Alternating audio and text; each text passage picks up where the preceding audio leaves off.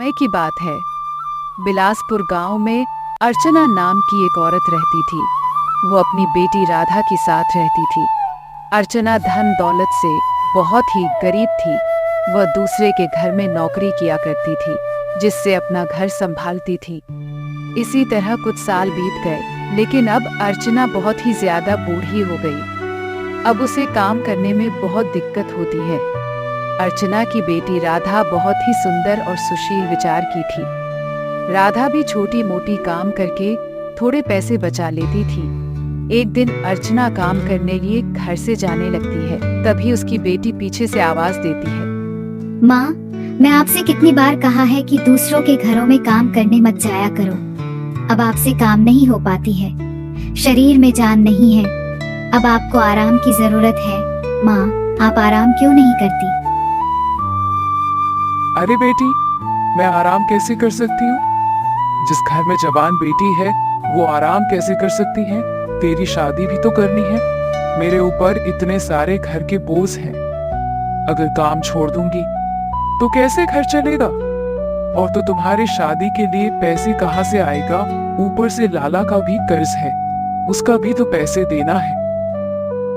मुझे हर वक्त डर लगा रहता है कहीं वह लाला अपना कर्ज लेने ना आ जाए, क्योंकि वह बहुत निर्दय और लालची इंसान है। वह अपने पैसे लेने के लिए किसी हद तक भी जा सकता है। माँ, आप इतनी चिंता क्यों करती हो? आएगा तब देखा जाएगा। भगवान कोई ना कोई रास्ता जरूर निकालेंगे। और मैं भी तो काम करती हूँ, थोड़े थोड़े पैसे इकट्ठा करके हम उसको दे देंगे। राधा की ये सब बात सुनकर अर्चना की आंखों में आंसू भर आते हैं और बिना कुछ कहे अर्चना वहाँ से अपने काम पर चली जाती है।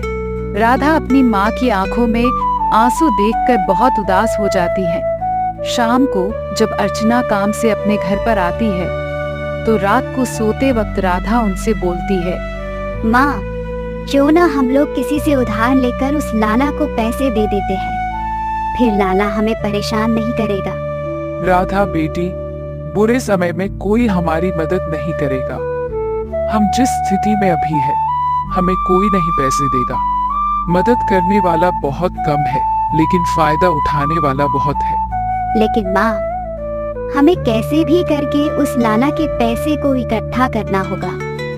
वो कभी भी अपने पैसे लेने आ सकता है। अगर हम उसको पैसे नहीं देंगे तो वह हमारे साथ उल्टा सीधा बातें करेंगे। अगले दिन जब अर्चना अपने काम पर गई तो उसे रास्ते में एक व्यक्ति मिला।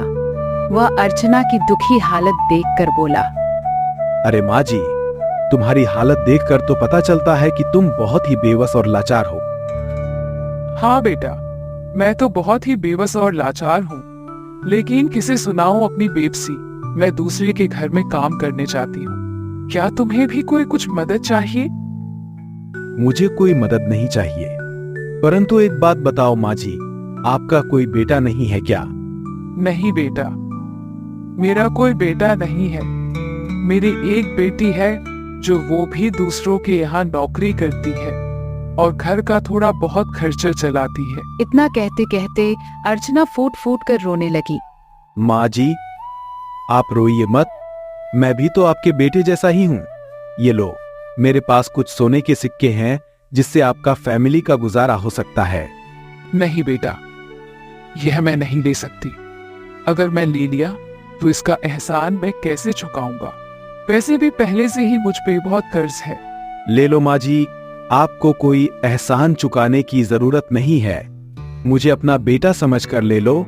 ये पैसे से मैंने आज तक कोई अच्छे काम नहीं किए। अगर आप ये पैसे ले लेती हो तो शायद आपका कुछ भला हो जाए और आपका गुजारा भी हो जाए। ले लो इसे, इनकार मत करो। अर्चना ने उस सोने के सिक्के से भरा हुआ बैग ले लेती है और चली जाती है। थोड़ी दूर जाने के बाद वह एक पेड़ के नीचे बैग रख के सो जाती है।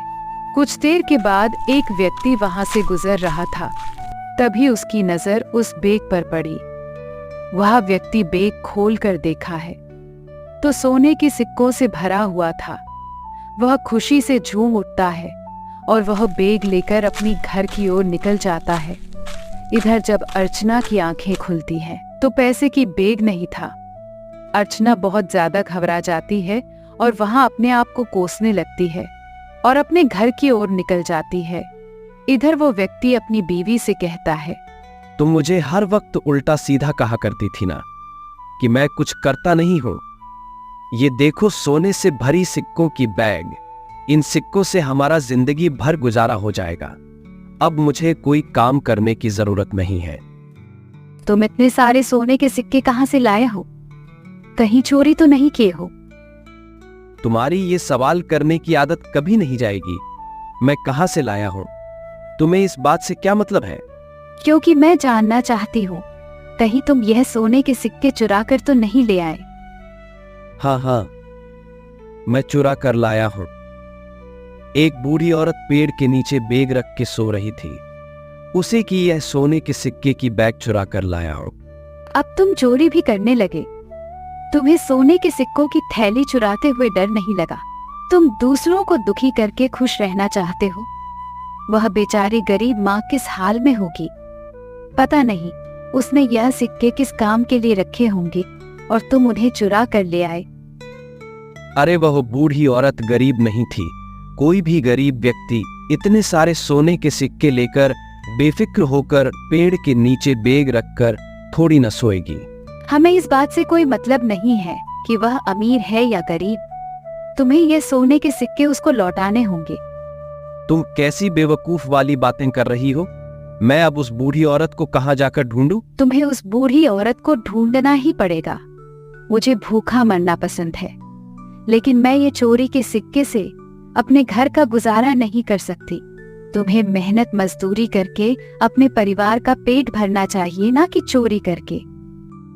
इधर लाला अपने पैसे लेने अर्चना के घर आ जाता है। लाला को देखकर अर्चना बहुत ज्यादा घबरा जाती है। अर्चना, तूने आज के दिन मेरे पैसे देने का वादा की थी, ला जल्दी से मेरे पैसे दे। मैं तुम्हारे पैसों का इंतजाम कर ली थी, लेकिन मेरी सोने के सिक्कों की बैग किसी ने चुरा ली। तुम मुझे पागल समझती है क्या? झूठी कहानी सुनाएगी मुझे और मैं तुम्हारी बात का विश्वास कर लूं। अरे तेरे जैसे 50 औरतें मेरे दरवाजे पर रोज आती हैं और झूठी मूठी कहानी सुनाती है। मेरा समय बर्बाद मत कर, जल्दी से मेरे पैसे दे दो। मैं सच कह रही हूँ, मैं झूठ नहीं बोल रही हूँ। मेरी बात का विश्वास करो। मेरी सोने की सिक्कों की बैग किसी ने चुरा लिए है। मैं सच कह रही हूँ। अच्छा, और वो तेरे पास सोने की सिक्के कहां से आई थी? जरा मुझे भी तो पता चले। आखिर तुम बुढ़ापे में करती क्या हो? बताओ, अब चुप क्यों है? देखो, 2 दिन के अंदर मेरे पैसे मिल जाना चाहिए, वरना बहुत बुरा होगा। माँ, हम 2 दिन में इस लाला को पैसे कहाँ से देंगे? अगर हमने इसको कर्ज नहीं दिया तो यह हम लोगों के साथ बहुत ही ज्यादा जुल्म करेगा। माँ, मैं तुम्हारे ऊपर जुल्म होते हुए नहीं देख सकती। बेटी, इस जालिम ने बहुत से लोगों को परेशान किया है। इसने किसी का घर छीन लिया तो किसी की जमीन छीन ली। माँ, अगर आपकी इजाजत हो तो मैं इस मनहूस लाला से शादी कर लेती हूँ, वरना ये तुम्हारे साथ बहुत ही बुरा सैल्यूट करेगा। नहीं बेटी, नहीं। तुम उस मनहूस लाला से शादी के लिए मत कहना, नहीं तो हमारे पीछे पड़ जाएगा। अगर हमारे नसीब में लाला की गुलामी लिखी है तो हम उसकी गुलामी करेंगे। लेकिन माँ, वह लाला बहुत ही बेरहम इंसान है। वह किसी पर दया नहीं करता है। वह तुम्हारी उम्र का लिहाज तक नहीं करता है। तुम जरा धीरज रखो बेटी। भगवान कोई ना कोई रास्ता जरूर निकालेगा और इस मुसीबत से हम लोगों को जरूर बचाएगा। भगवान पर भरोसा रखो। इतना कहकर अर्चना फिर से अपने काम की ओर निकल जाती है और उसी पेड़ के नीचे जाकर बैठ जाती है जहां से उसके सोने के सिक्के की बैग चोरी हुई थी। इतने में ही वह व्यक्ति अर्चना की तलाश करते हुए उसके पास आ जाता है। बूढ़ी अर्चना को पेड़ के नीचे देखकर वह व्यक्ति बहुत ही खुश होता है। फिर वह सविता से कहता है, माँ जी, आपकी हालत देखकर तो पता चलता है कि तुम बहुत बड़ी मुसीबत में हो। आप अपनी परेशानी बता सकती हो। मुझसे जो हो सकेगा वह मैं करूंगा। बेटा, तुम पहले अपनी हालत तो देखो। तुम्हारी खुद की हालत ठीक नहीं है तो मेरी क्या तुम मदद करोगे? माँ जी, आप मेरी हालत पर मत जाइए। आप एक बार अपनी परेशानी तो बताओ, मैं पूरी कोशिश करूंगा कि आपकी मदद करने में। बेटा, मैंने 4 साल पहले एक लाला से पैसा लिया था, लेकिन मैं अभी तक उसका पैसा नहीं दे पाई हूँ। अगर मैंने उसका कल तक पैसा नहीं दिया तो मुझे और मेरी बेटी को उसकी गुलामी करनी पड़ेगी। एक नेक दिल का इंसान ने मुझे कुछ सोने के सिक्के दिए थे।